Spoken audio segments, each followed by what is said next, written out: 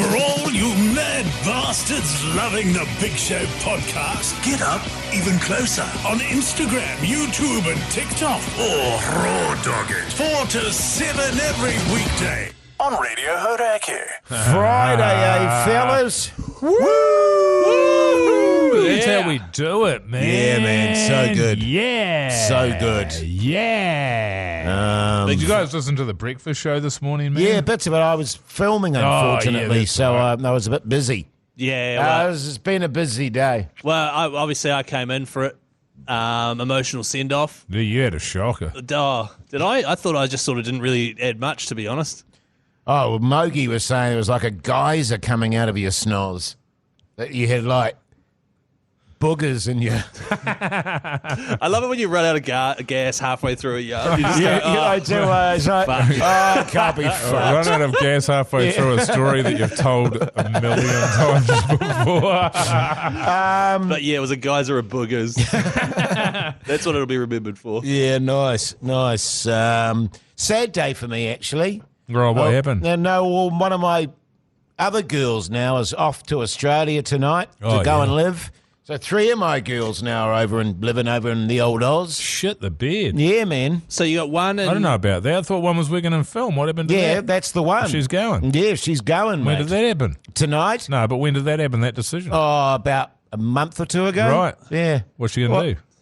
Same thing, hopefully.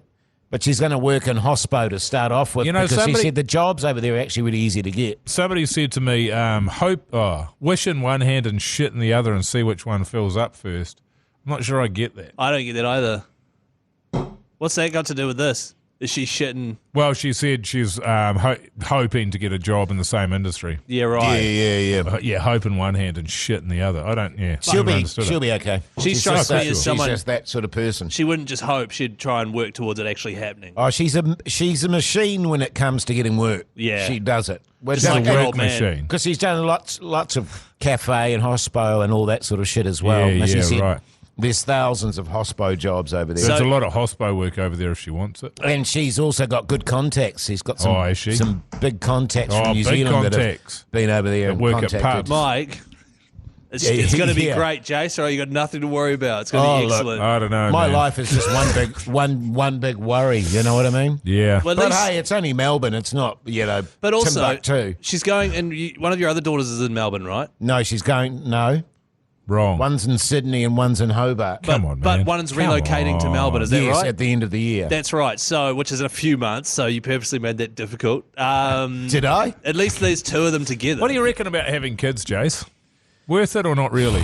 Genuinely, this is a great question for me in this stage of life. Because you get all the joy of them when they're little kids, when they're puppies and all of that, and that's a lot of work. Yes. But like at the moment, it's I'm thoroughly enjoying it. It's great. God, Well, that's she's the thing. She's a great kid. I see you and Mogi Jr. and I'm like, that'd be so much fun. It's so good. But she's going to continue to grow up, and my stress levels are just going to continue to increase. Sure. As arseholes come into her life. Sure. And I'll have control over those arseholes to a degree up until she leaves home. And then after that, it's out of my hands. And also, not only out of my hands, she'll probably won't want to hear anything I've got to say about it. Yes. There's a potential for that. And so I don't know how much I'm going to enjoy that whole period of my life. Yeah. It's tough. Kids are awesome, Keezy. But I wish, the only thing I wish, looking back, is that I had more money when they were little, because so much of it was a financial struggle. But however, in order to get the money, you've got to do the work. So your trade-off was that you did it young. Yes. You did it young, which is a great thing to be able to do. And because you were so unemployable, you got to spend a lot of time with them. I did, yeah. And as a result of that, your relationship with all of your girls is really good. Well, yeah. Isn't it though? I mean, by and large, yeah. I mean, like any family, you have your moments. Yeah. Especially with teenagers and stuff like that, where they're finding their own feet. But that's the thing. I think once they get into their 20s and all of that sort of stuff equals out, then that's when you find out the job that you did as parents. It's like your kids are a piece of shit at home, and then parents and teachers are like, God, so polite, lovely kid, Yes. da-da-da. That's when, they're always going to treat you the worst. Of course. You know. And we got that all the time. And, you know, my 3 eldest, going great guns. And they're all very confident and whatever have you. But it's still stressful because they're still only in their 20s. And you know what you were like in your 20s. And when you put it through that kind of a lens. Absolutely. The worry never stops. I was a shocker. And pieces of shit, you know, when you think about the way men totally, treat women. Yeah, absolutely. You know, the only thing I have now is the world's so fucked, and I just feel like it's getting more fucked. Oh, and it always, kids. but it also always will. Yes, and it just, you know, with all the social media and shit, because we didn't have any of that really when they were growing up. The little one now does. Yeah. And I just think it's a bitch. Yeah. Well, our kid won't have it at all. Yeah. She can have it when she leaves home. Sure. She won't have a phone or any of that. And I think it's quite good. I think our timing was good and your timing was good by and large, except for your little one, because now everybody knows that it's terrible for your kids. So you can actually have some control over it. So for me, it's just like, well, we'll never, ever. People are like, oh, you fucking hell, we fucked up by doing this. But you know what the adverse reaction, what the adverse effects are of social media and just phones in general, and constantly being in contact with people and never having time to have your own thoughts. Yes. And so I think very soon it will be government controlled. It's like cigarettes and alcohol and all these things. It's like, okay, there's a benefit. People can use them if they want, but it needs to be controlled by the government. The Hauraki Big Show, weekdays from 4 on Radio Hauraki. The Hauraki Big Show podcast. I tell you what, you're in for a hell of a fight when it comes, you know, because it's taken it off them when they've already had it is the problem. Kids, you know, it's all their mates. Yeah. Everyone else has got a fucking phone. Why can't I have a fucking phone? All that sort of stuff, you know, and it's like... Well, I went through that. When phones were first... It was normal for teenagers to have phones. They were just texting phones. I didn't have one, of my mates all had one. And then I was like, I have to have one. I was going to be the biggest loser at school. Exactly. But then you get one. And you're still the biggest loser at Mike, school. serious chat. Can't help yourself. But then, like, once you get it, if you are a bit of a, like, you know, if you don't get on with certain people, they actually make things worse. Oh, of course they do. So it's like, it's a tough one. Well, it's like Mogi was saying, there's no off button.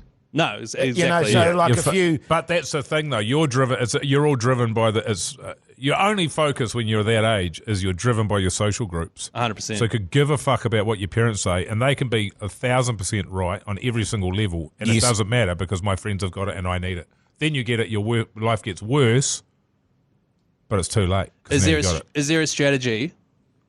And obviously everyone's different. Is there a strategy for explaining the negative side of having a phone and social media and what it can do, so that they recognise whether it is, you know, warning them of that bad stuff? Yeah, you can, but seriously, it's still coming from adults. Yes, right? it's like okay, yeah, exactly, okay, yeah, right, okay. Sweet, okay. It's like explaining that that lollies and ice cream are bad for you. Yes, it's like. Yeah, okay. Good luck. Can I have an ice cream? Yeah, is it going to? Yeah, great. And also, they can't sense what's bad about it. I completely believe you. Yeah, it's bad for me. It's delicious. Give me one. Yeah. Well, that's exactly it. They are little. You know, they're little addicts in their own ways as well. Yeah, so fuck, and especially being our kids. Like for me, I can see she's got my trait. So yes, oh god. Well, I mean, when I got home from school every afternoon, my parents didn't know what it was, but I was on MSN Chat. Right. Which is like chat room with all my mates and stuff. And I was on MySpace and all these things like that. And my parents had no idea. I was like, look at my MySpace. Oh, cool. They got no idea what it is. Right. They don't give a shit. But then my mates and I were getting catfished by like old dudes pretending to be young Sheilas and all sorts of shit. It's a fucking shocker. And that was back in the day when it was like limited to you can go on the computer until we have dinner and then you're off. Yeah. Sort of thing. But then now it's just if you've got a phone, it's whenever you want. She's It's gnarly. Hey, Mogi. Hey, baby. You're a single man now. I am, yeah. How's that going for you, by the way? Still good. Yeah, you loving it? Yeah, it's still good. Yeah, nice. Yeah. You walk around in your undies and stuff, have a few durries? Well, as discussed on yesterday's show, your wife's left you. Well, no. My immediate instinct is to get alcohol and cigarettes. Sure. Yeah. Straight away. Let's do that. So mine is to watch porn. your next door neighbour get dressed? Mine is to play PlayStation and eat junk food. Right. Isn't that funny? It And is. drink It is piss. funny, and isn't it funny that your first instinct? So I think this is mostly true. Is not to do anything positive.